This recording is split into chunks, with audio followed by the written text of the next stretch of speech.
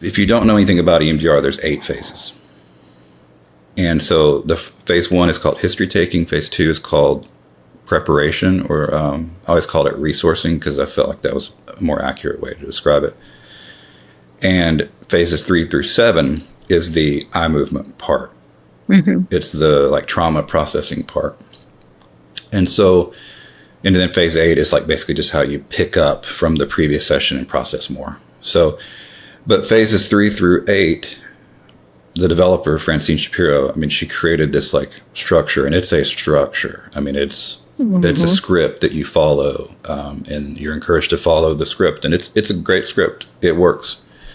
But I saw my very first training I ever taught by myself with no co-trainer or any, I wasn't like working under somebody.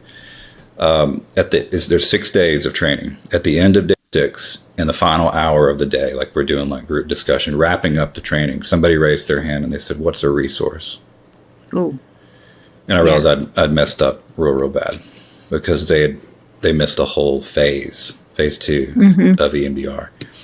And so after that, I kind of committed, like, I'm going to focus more on phases 1 and 2 in these trainings, but no matter how much I focused on it, I mean, at times I felt like I overdid it. I would still get those questions like, what is resourcing? What is history taking? When do we do it? Why do we do it?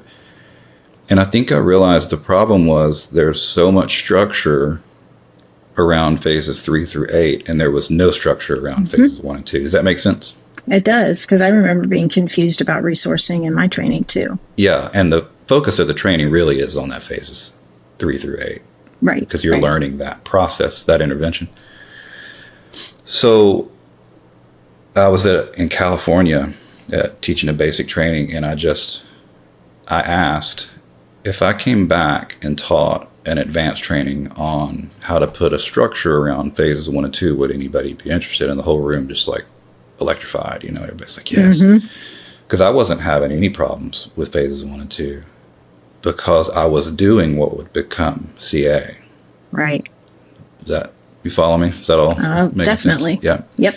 So that's where it started. That's where I saw the need. There's a need for something to help prepare people, because phase 2 is called preparation. What are we preparing them for? I always say it's to answer the question, what are you noticing now? Because that's what EMDR therapists ask over and over during the process. Yes. And so I thought, well, I can put a structure to this, to the history taking and the preparation. And that's what encouraged me to take like some of these ideas and the ways that I was working and begin to put it into like the form of a model and a training. But along the way, it sort of ventured away from EMDR as I was developing it. And it didn't meet the definition of EMDR. It didn't meet like the tenets of EMDR. It had sort of its own stuff. So I decided in 2020 to stop teaching EMDR and start commit to developing and teaching constructed awareness.